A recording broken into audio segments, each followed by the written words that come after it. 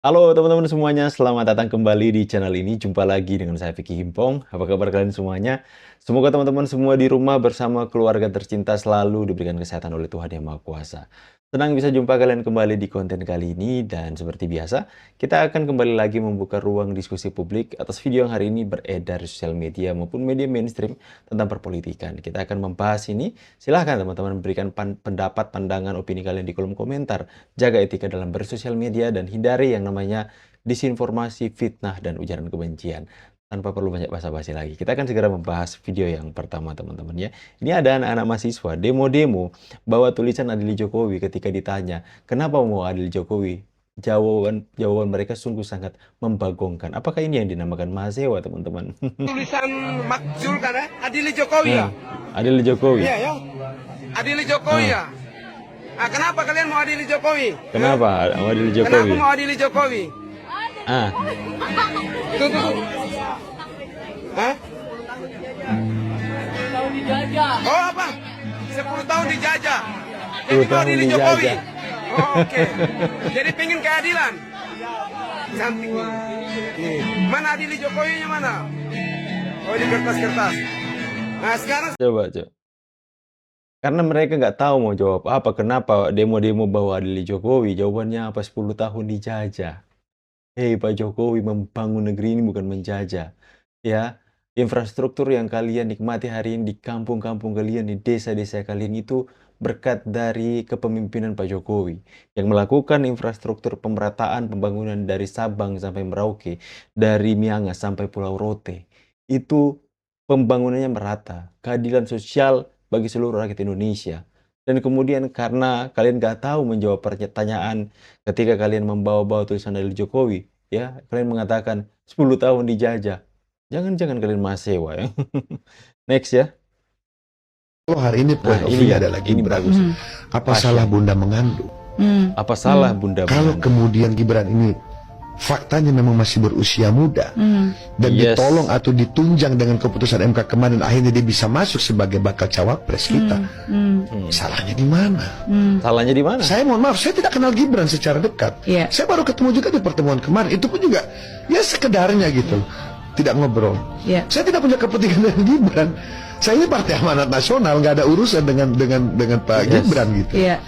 Tetapi maksud saya yang harus saya sampaikan begini, kita juga harus cerdas, kita juga harus terbuka cara berpikir kita gitu. Tidak sedikit kok anak gubernur jadi bupati. Yes. Tidak sedikit anak bupati jadi anggota DPR.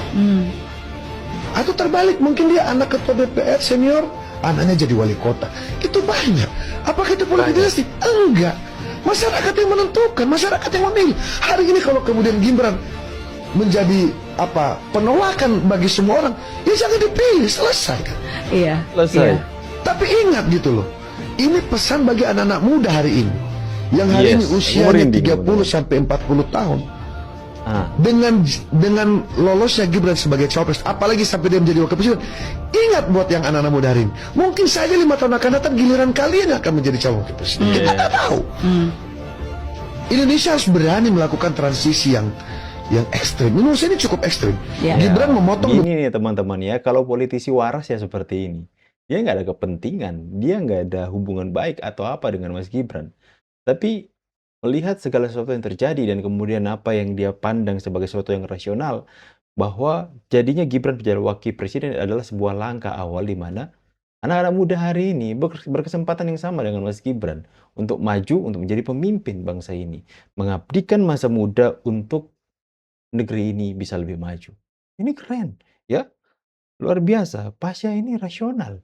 Pasha ini memberikan pandangan yang waras. Beda dengan orang-orang berkumis, teman-teman. Oknum ya, teman-teman. Ya. Bukan kumis-kumis yang sembarang kumis, teman-teman. Kita next ya, teman-teman ya. Soalnya di sini ya. Coba. Masa sih para ex-jenderal kalah cerdas? Nah, kita next ya ke video selanjutnya ya. Kok Nah, ini. bisa sih anak SLB Ini. duduk di situ? Aduh. Anak Kayaknya dia SLB. lagi mikirin ini deh. Ih, kemarin mainan yang aku beli Ih, bagus. cantik-cantik, Ih, gak sabar tapi deh, nggak pengen adab. buru-buru cepet pulang, pengen mainin mainan itu. Gitulah ya kira-kira. Atau ada apa yang pikiran lo pada? Dia sebut wakil presiden hari ini adalah anak SLB.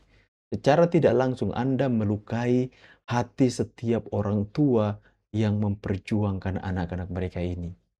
Hati setiap orang tua yang mencurahkan segenap kasih sayang untuk melihat anak-anak SLB yang mereka cintai ini mendapatkan sesuatu yang baik.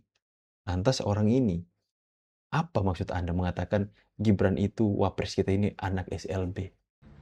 Aduh ya Allah, dikutuk apa nih negara punya RI 2 begini?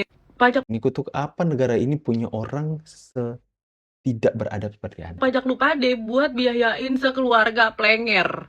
Ya. Bukan Aduh. main. Ini Indonesia Bukan main lagi ya teman-teman ya. dirgahayu. Tapi yang gak gue ikhlas tetap satu. Kenapa dia yang jadi wapres? Hah? Tanya sama rakyat, Mbak. Anda ini kelihatan pintar tapi gimana ya? Tanya saja sama rakyat. Kenapa Rakyat wapres yang gitu? memilih dia. Aduh, Astaga, astagfirullahaladzim. benci banget sama Mas Gibran teman-teman ya. Jangan-jangan ini anaknya Pak Kumis ini. Mengatakan orang anak SLB, keluarga Nah, plenger. pasti paham Bang. Menurut aku ini bukan lagi dalam ruang kebebasan berpendapat, tapi Yes. lebih terhadap Laporkan dia, penghinaan, bagus. terutama penghinaan terhadap wakil Yes. presiden, yaitu Mas Gibran. Mas Ini Gibran. harus segera ditangkap karena masuk ke dalam Tangkap. ujaran kebencian, penghinaan seseorang Betul. di media sosial. Setuju, Nah, setuju. Mbaknya ngomong, kok bisa sih negara ini punya RI seperti Mas Gibran, kok terkutuk? Dan setelah aku cek-cek Bukan media main. sosialnya, ternyata mbaknya pendukung siapa? Pak Prabowo juga. Oh, iya? Kenapa mbaknya nggak langsung tanya ke Pak Prabowo nih, kenapa dulu ngebet banget minta Mas Gibran mendampingi Pak Oh. Prabowo sebagai wakil presiden dan presiden? Yes, kenapa? Ya, Berarti dia pilih juga biar jelas Prabowo Gibran, gitu loh. teman-teman. Kita aja pendukung Pak Jokowi, ya, all out mendukung Pak Prabowo juga loh. Yes. Dan Mas Gibran. Karena apa? Kita lihat Pak Jokowi mendukung Pak Prabowo. Walaupun terkadang ada kebijakan 1-2 yang mungkin menurut kita tidak sesuai, kita akan menyampaikan kritik itu juga terhadap Betul, program. betul. Tapi tidak dengan menghina, Personal. mencaci maki. Jangan personal. Kritik kebijakannya, jangan Menurut personalnya, aku, teman-teman. Pak Prabowo dan Mas Gibran adalah satu kesatuan. Yes, betul. Mungkin kalau Mas Gibran tidak mendampingi Pak Prabowo, bisa saja Pak Prabowo tidak jadi presiden saat ini. Atau sebaliknya, Mas Gibran tidak mendampingi Pak Prabowo, mungkin Mas Gibran tidak jadi wakil presiden saat ini. Yes, Maka sebuah dari itu, kesatuan. kita harus saling bergandengan tangan, melindungi Pak Prabowo dan Mas Gibran. Mas-mas ini jauh lebih positif dari Mbak tadi, teman-teman ya. Adabnya hilang Mbak tadi. Next ya. Kalaupun nanti di sidang ini terbukti misalnya ijazah ini asli, beliau akan minta sama hakim agar mohon maaf Pak Roy dan kawan-kawan tidak perlu dihukum. Betul Pak, Wih. beliau akan menyatakan itu. Nanti kita dengar. Pak Roy boleh ketawa sekarang, nanti kita lihat di sidang, beliau akan menyatakan. Terbahak. Di samping begini loh Mbak, misalnya kalaupun sekarang taruhlah selesai dengan rekonsiliasi, pertanyaannya apakah isu ini nggak diangkat 5 tahun lagi oleh kelompok lain? Ada yang menjamin? Ya. Nah sementara balik lagi loh buat Pak Jokowi kembali lagi ya. Artinya tidak bisa di luar persoalan di luar yang tidak pengadilan ya. boleh dibilang cukup mengoyak. Ya, memang ada pertanyaan, gimana sih ini kok beliau ini kan mantan presiden? Tapi pertanyaan gini, apakah benar seorang mantan presiden, mantan orang yang pernah mengabdi di negerinya, seumur hidupnya harus terus menerima fitnah dan dia tidak bisa apa? Yes. Bukannya kita mengapresiasi malah, oh Anda mantan presiden, Anda siap difitnah ya atas nama publik. Boleh nggak dia mengembalikan kehormatannya, mengembalikan kebenarannya? Disinilah forumnya. Nah, Ya. kembali lagi buat Pak Jokowi juga, bahkan beliau nanti di sidang akan sampaikan, beliau berkali-kali udah ngomong di media. Kalaupun nanti di sidang ini terbukti misalnya ijazah ini asli, beliau akan minta sama hakim agar mohon maaf Pak Roy dan kawan-kawan tidak perlu dihukum. Betul Tidak Pak, beliau perlu akan menyatakan dihukum. itu. Nanti kita dengar. Pak Roy boleh ketawa sekarang, nanti kita lihat di sidang, beliau akan menyatakan. Nah, Baik, boleh baik. ketawa Pak Roy, sekarang. terakhir. Artinya apa? Tapi itu pandangan Pak Jokowi. Hakim yang akan memutuskan. Hanya itu menjadi pertimbangan juga kepada hakim bahwa Pak Jokowi saja memberikan pandangan bahwa nggak perlu dihukum. Yang penting kita mendapatkan keputusan bahwa ijazah ini adalah asli dan keputusan itu mempunyai hukum yang tetap dan mengikat, teman-teman. Akan tetapi apa yang menjadi pandangan Pak Jokowi berbeda dengan apa yang menjadi pandangan masyarakat. Apakah kalian akan menyetujui dengan pandangan Pak Jokowi bahwa Roy Suryo dan Dr. Tifa nanti ketika terbukti ijazah Pak Jokowi asli diputuskan oleh hakim, mereka tidak perlu dihukum? Silahkan tulis pandangan di kolom komentar. Kalau saya pribadi, harusnya mereka harus bertanggung jawab atas keributan-keributan yang sudah mereka timbulkan atas bangsa ini, atas perpecahan-perpecahan. Mereka harus bertanggung jawab dan menerima konsekuensinya. Tapi, keputusan ada di tangan hakim. Roy Suryo terbahak-bahak ketika mendengarkan Pak Jokowi akan menyampaikan mereka nggak perlu dihukum. Langsung terbahak-bahak Roy Suryo, teman-teman ya. Beliau juga nggak meminta Ya. penghukuman kok. Dia hanya ingin Nggak ijazahnya ada yang clear. berubah. Pak Roy bukan kelas, bukan lawannya, bukan levelnya gitu loh. Baik. Tapi Yes. dia ingin forum ini menyelesaikan ijazah ini clear ya. Bahwa nanti hakim akan mengabulkan atau tidak menghukum, enggak kita hormati ya. Kita, tapi Pak Jokowi akan menyatakan dia akan memaafkan itu semua. Baik. Saya kasih kesempatan Pak Roy. Ya, silakan Pak Roy. Akan mengatakan ijazah palsu.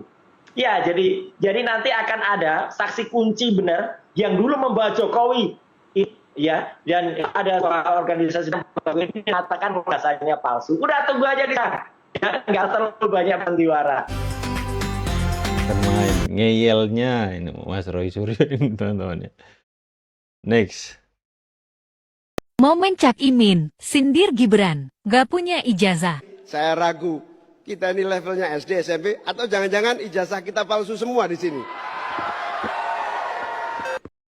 Jadi kalian, isu ijazah Mas Gibran itu bukan hanya hari ini timbul. Ternyata dari kubu sana, teman-teman ya. Sudah beredar. Kita next lah, teman-teman ya.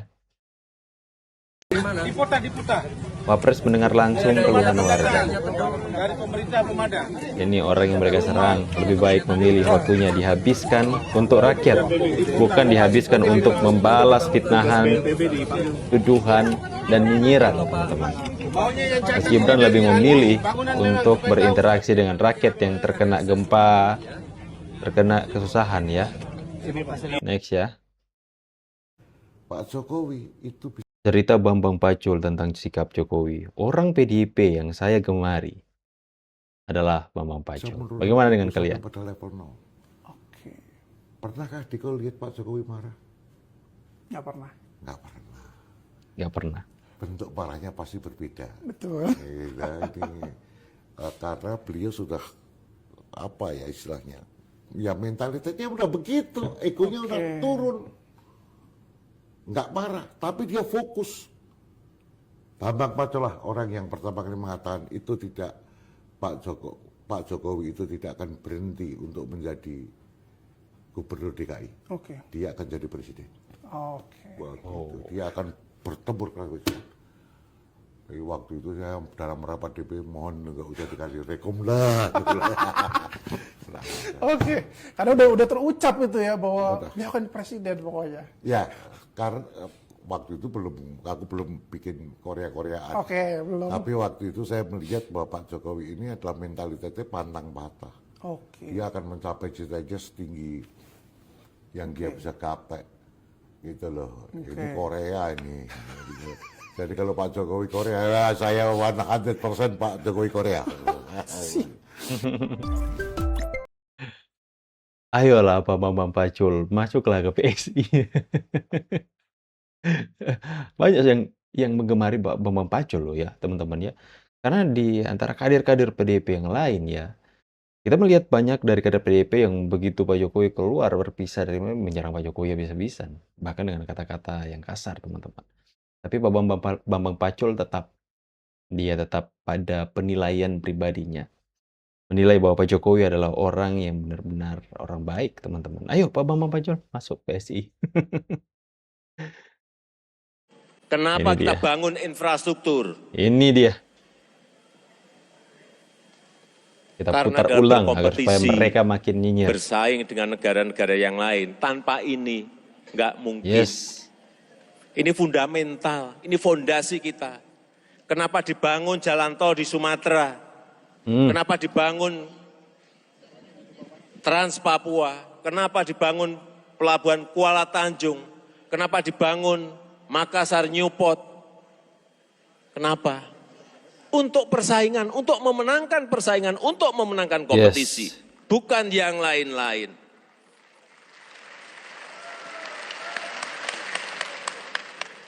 kalau ditanyakan kepada saya, Presiden Jokowi, kenapa kalau mau bangun itu yang cepat sebetulnya, imbal baliknya itu di Jawa. Paling cepat itu. Secara ekonomi cepat masuknya, secara politik juga imbal baliknya di Jawa.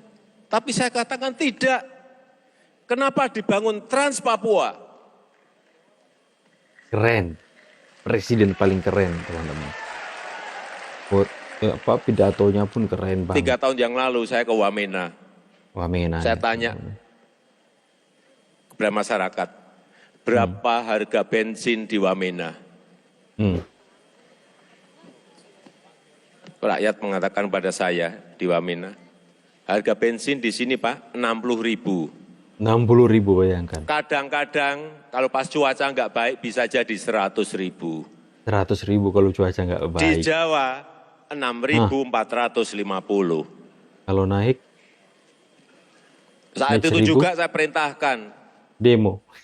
kepada Menteri, saya mau bensin di sini harganya sama dengan di Jawa. Keren banget nih Bapak. Keren banget. Saya tunggu, saya pengennya cepet.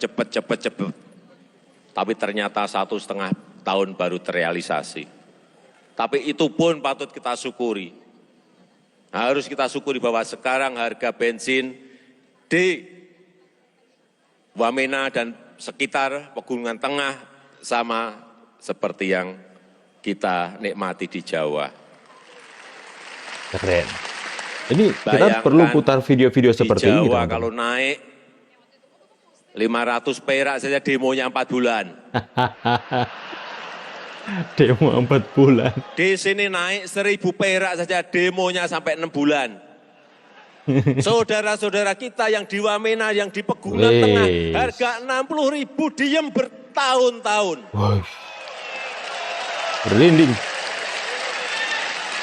Keren banget. Itulah yang namanya Jokowi. keadilan sosial bagi seluruh rakyat Indonesia. Keren.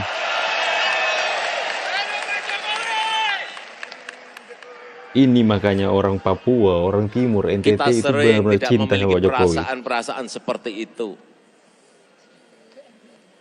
Dulu subsidi BBM lebih dari 300 triliun, harga di sana juga 60.000. Ini subsidinya, saya suruh ngitung berapa, 800 miliar. Nyatanya juga sudah bisa sama harganya. Wih, keren banget ya. Ada yang bertanya lagi kepada saya, kenapa jalan Trans Papua itu dibangun?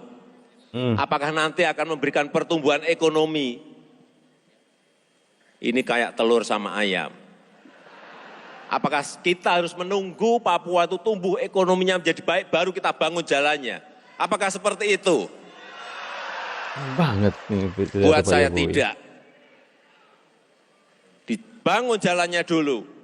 Dan kita harus meyakini bahwa pertumbuhan ekonomi itu akan berjalan. Bisa cepat, bisa tidak cepat. Tapi harus dibangun. Ini sekali lagi juga bukan karena yang lain-lain. Ini adalah pemerataan, ini adalah keadilan sosial bagi seluruh rakyat Indonesia. Kalau sudah membangun seperti itu, jangan memakai hitung-hitungan untung dan rugi. Benar enggak? Benar. Ya pasti benar.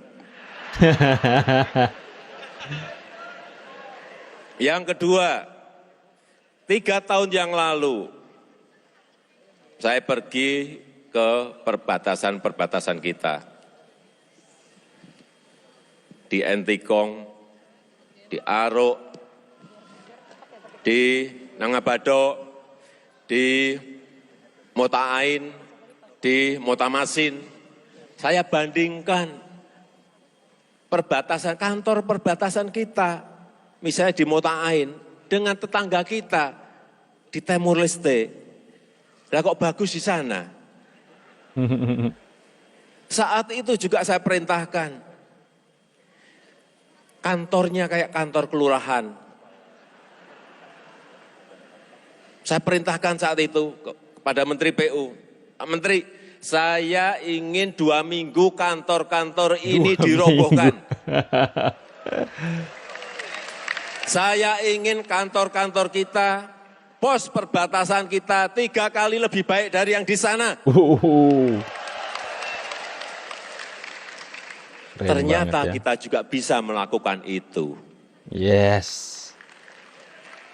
Sekarang coba lihat, dulu, ini katanya dulu, orang-orang kita di Kabupaten Belu, kalau mau foto, mau selfie, pergi ke tetangga. Sekarang kebalik, dia yang pergi ke kita untuk foto selfie. Hidup Pak Di Jokowi. Entikong juga sama, saya ketemu masyarakat dari negara tetangga kita, Malaysia. Begitu jadi, Entikong jadi, pos perbatasan kita jadi, mereka menyampaikan, Pak, pos kita sekarang kalah jauh dengan Indonesia. Artinya apa? Ini bukan apa-apa, ini bukan masalah pos, bukan masalah kantornya, tetapi ini ada Harga diri martabat. bangsa. Yes. Ini harga diri bangsa. Yes. Merinding teman-teman. Sekali lagi bangsa kita ini bangsa besar. Indonesia ada bangsa besar, negara besar. Kalau saya dengan cara apapun akan saya bangun lebih baik dari negara-negara tetangga. Akan saya lawan. Inilah teman-teman ya. Kita akan sering-sering untuk memutarkan video-video pidato Pak Jokowi yang benar-benar bikin kita merinding. Buat kita tidak bisa melupakan sosok yang sangat fenomena Jokowi ini. Indonesia benar-benar berubah di tangan Pak Jokowi. Silahkan tulis pendapat dan tanggapan kalian di kolom komentar teman-teman. Ya, ini akan terus kita putar. Bagaimana pendapat kalian? Putar atau jangan teman-teman ya? Silahkan tulis kolom komentar. Saya pamit dulu ya. See you on the next video guys and God bless. Bye.